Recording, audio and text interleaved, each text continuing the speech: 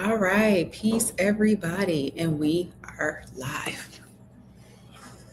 All right, get myself situated in this chair.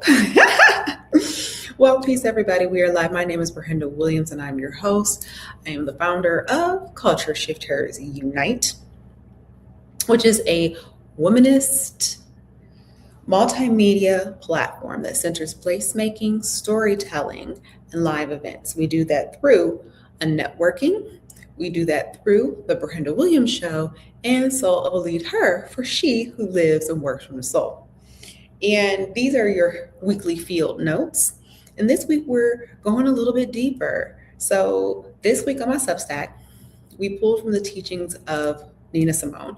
Nina Simone was one of my mother's all-time favorite artists. She loved Nina Simone and introduced me to her. And Black is the Color of My True Love's Hair, Mississippi Goddamn,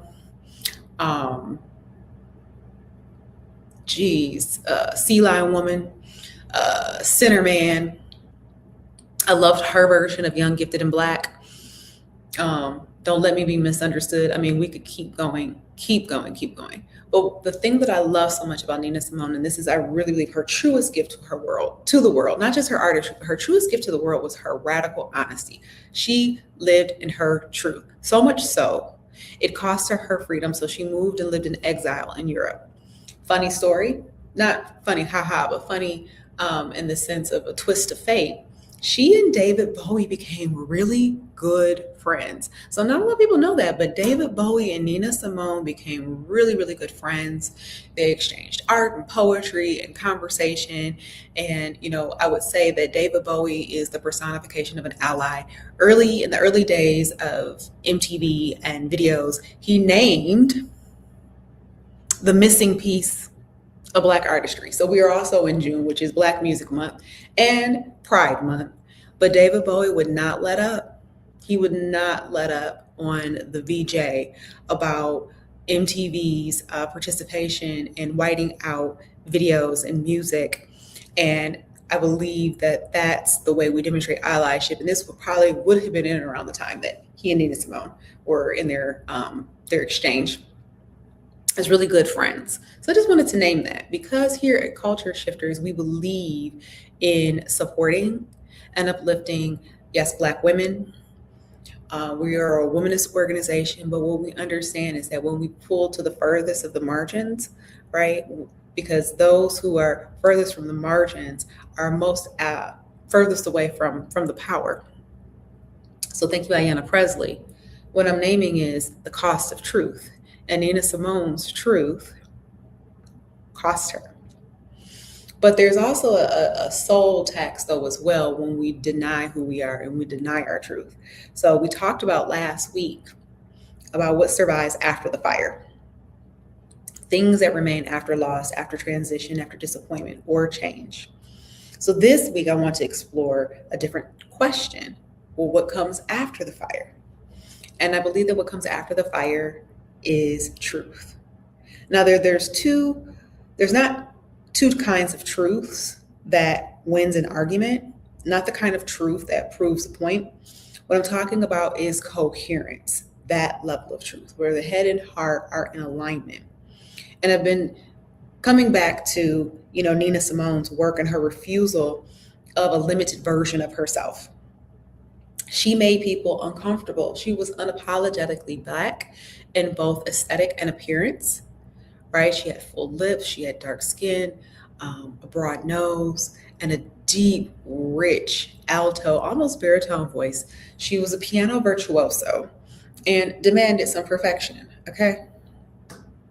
And her refusal to perform a version of herself is her key to liberation. So when we find ourselves not editing ourselves, you cannot build a meaningful life if you're living in an edited version of yourself. At some point,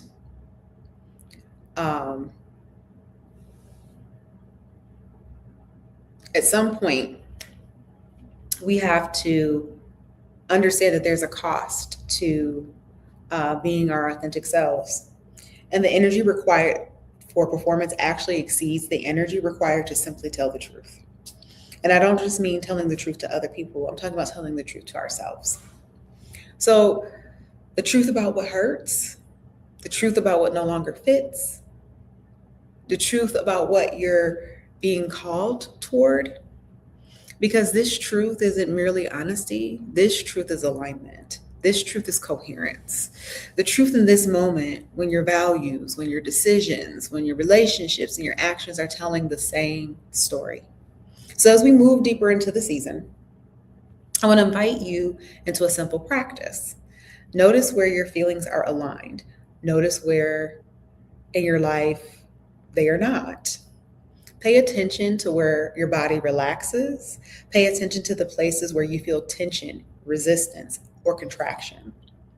The body often knows before the mind can catch up. And sometimes the answer for your very next step lies in that knowing. Sometimes it's about simply honoring the truth that you already know. So I'll leave you with this. And this is a question that I've been carrying with myself for this week.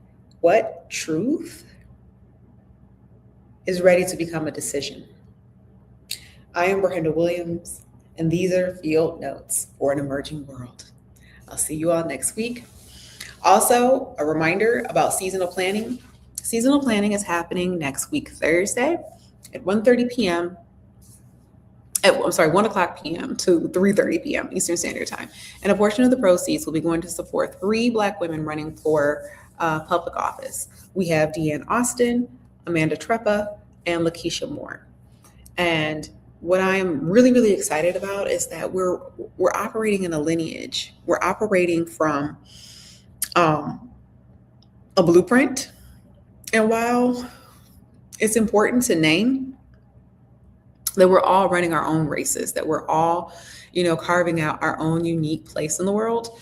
When it comes to social justice, it comes to politics, Black women have been front runners in that arena.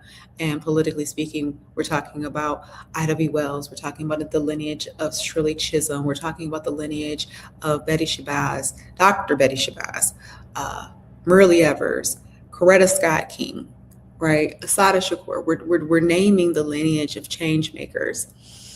And I believe that there are many different ways for us to play our position, right? Those of us that will actually run for public office, but those of us who support others who are running for public office.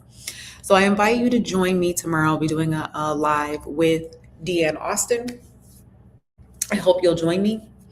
And with that, I hope you enjoyed these field notes for today. All right, bye for now.